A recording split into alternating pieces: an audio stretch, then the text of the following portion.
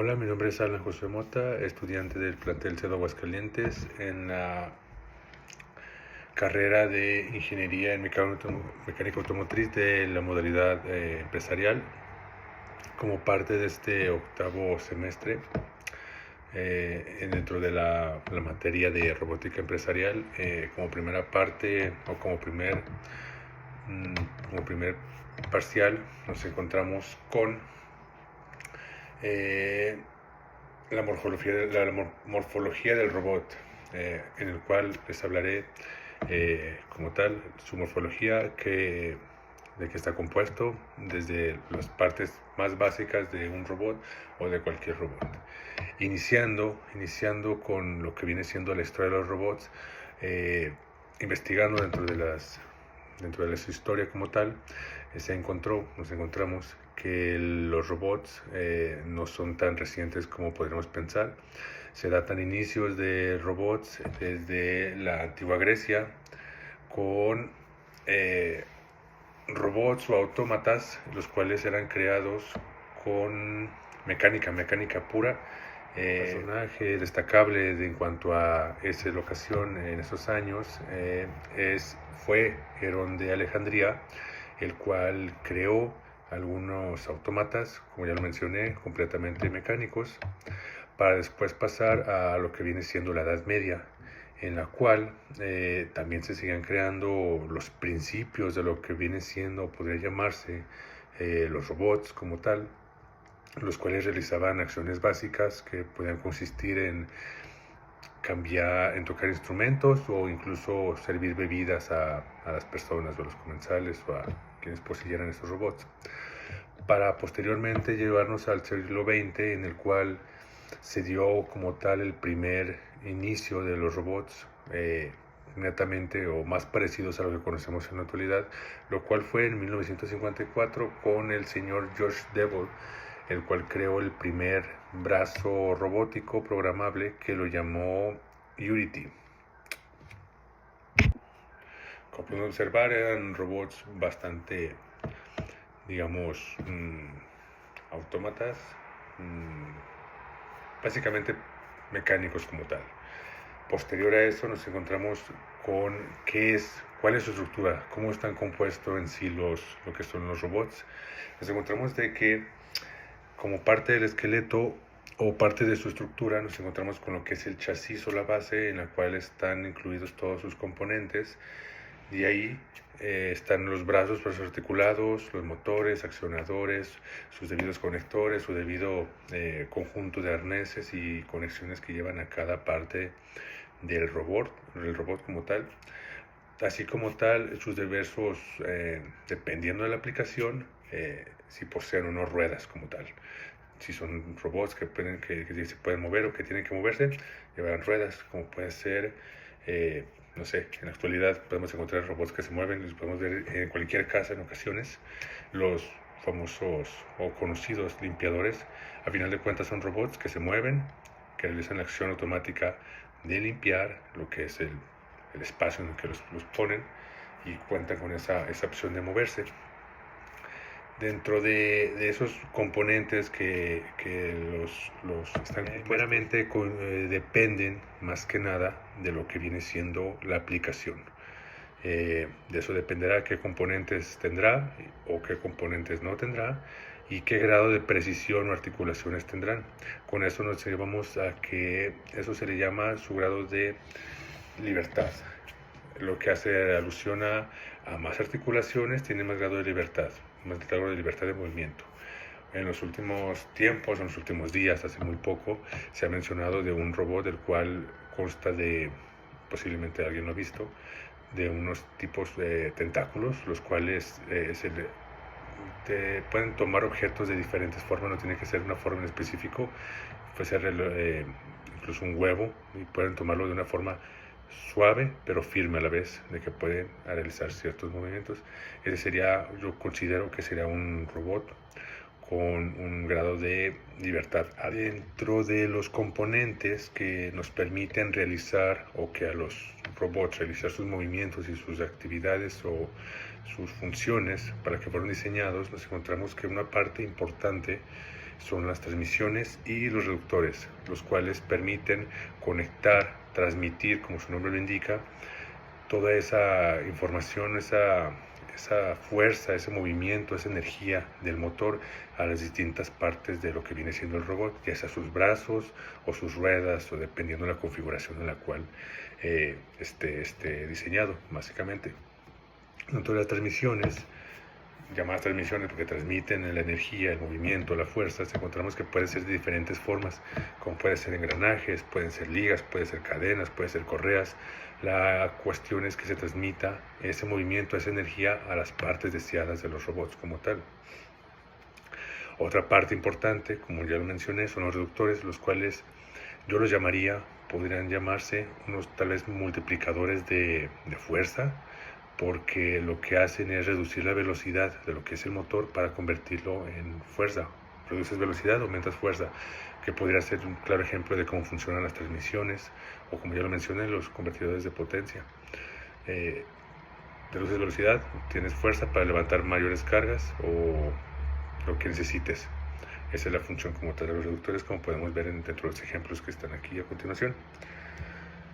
Otro que es común o que se puede utilizar es llamado el accionamiento directo. Encontré que ese tipo de accionamiento se da cuando el motor como tal se encuentra directamente conectado a lo que es la parte final del robot, como tal, o a la parte móvil.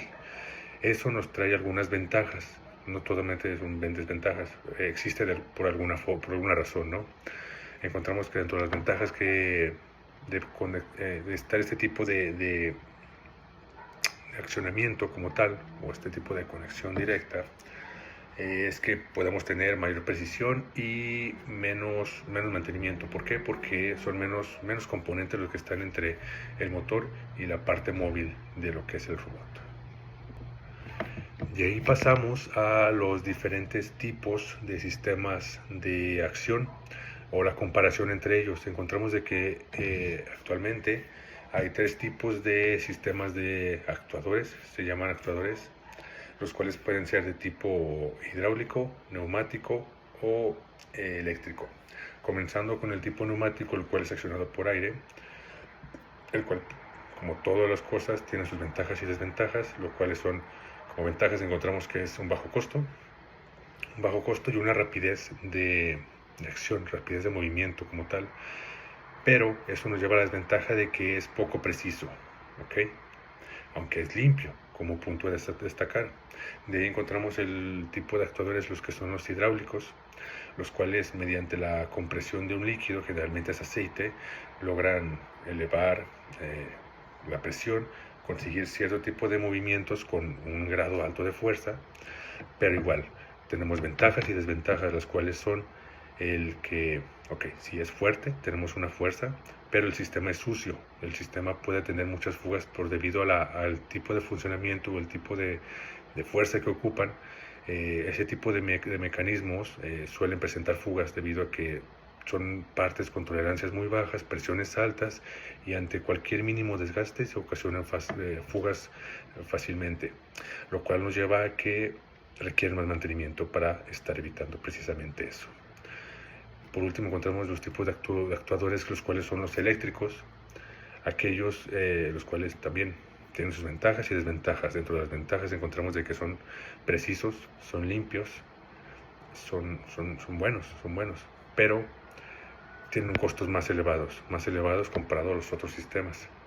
Como se puede ver, son unas por otras. Igual este tipo de actuadores dependerá como tal de la aplicación. No es lo mismo utilizar una aplicación para una fábrica en la cual puede utilizar algo neumático, hidráulico, a una aplicación que puede ser médica, algún robot de operaciones en el cual tiene que estar totalmente todo limpio, y pues se optaría de cierta manera por un tipo de actuadores eléctricos. Prosiguiendo con lo que son la morfología del robot y sus componentes, nos encontramos con los sensores internos, los cuales permiten al robot conocer dónde y cómo está tanto él como él con su entorno. Encontramos con los sensores que, por ejemplo, el de posición, el cual permite conocer al robot en qué posición se encuentran las distintas componentes de su cuerpo como tal. Le permite saber si el brazo está arriba, abajo, a qué ángulo, en qué posición está, para de esa forma ver hacia dónde puede moverse en base a sus parámetros. Otro sensor que tenemos es el sensor de velocidad, el cual, como su nombre lo indica, nos indica qué tan rápido se están moviendo las cosas a su alrededor o qué tan rápido se está moviendo él en sí.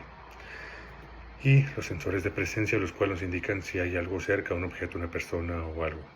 El conjunto de estos sensores nos permiten el que los robots como tal trabaje con seguridad y precisión, lo cual es algo fundamental para los robots, debido a que si no cuenta con este tipo de sensores o ese tipo de ayudas, ese tipo de conocimiento del entorno, puede ser pues inseguro como tal y no contaría con la precisión con la que deben de contar como tal los robots.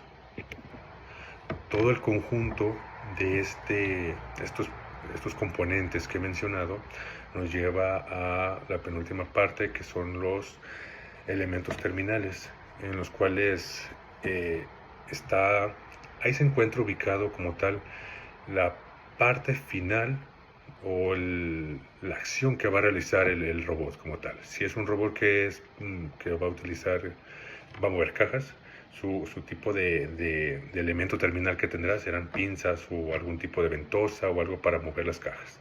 Si tenemos que es un robot que pinta, como su elemento terminal tendrá una pistola en la cual realiza los movimientos para sprayar la pintura. Al igual si es para taladrar, al igual si es para ensamblar, para soldar, dependiendo de la aplicación que esté diseñado, que vaya a realizar, será el tipo de elemento terminal que tenga. Puede incluso llegar a eso las aplicaciones, como ya lo mencioné, las aplicaciones médicas, elementos quirúrgicos para cortar, operar y realizar más operaciones. Dependerá eso y pues conlleva como tal sus respectivas requerimientos y especificaciones como tal para cada función. Por último nos encontramos con lo que son los tipos y características de robots. Dentro de los tipos de robots nos encontramos que está determinado como tal en base a su aplicación final, para qué están creados o para qué van a ser utilizados. Puede ser como los robots industriales, como lo mencioné, que ayudan a soldar, a sujetar, a mover, a pintar, a perforar y demás aplicaciones que realizan.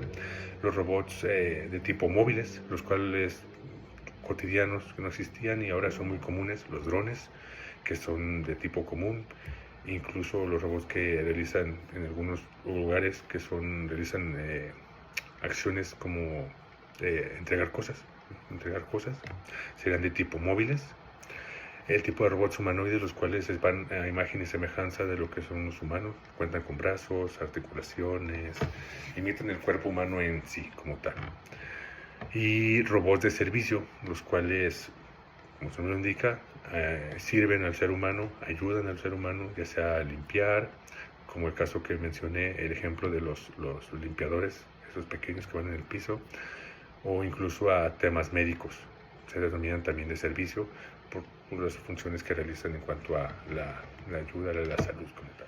Dentro de las características de los robots nos encontramos que lo que los define o los separa o de alguna forma los clasifica podrá ser dependiendo de las características que presenten, como lo son los grados de libertad, como lo mencioné en el ejemplo de ese tipo de brazo o elemento terminal, que podría llamarse el del pulpo, el cual pues tiene un grado alto de libertad, la precisión con la que realizan sus movimientos, como tal podría ser no lo mismo la precisión que tiene no sé, un robot que mueve cajas a la precisión que tiene un robot quirúrgico. La precisión tiene que ser mucho más alta porque el riesgo es mucho más alto. Está en las manos, está en riesgo, no sé, una vida.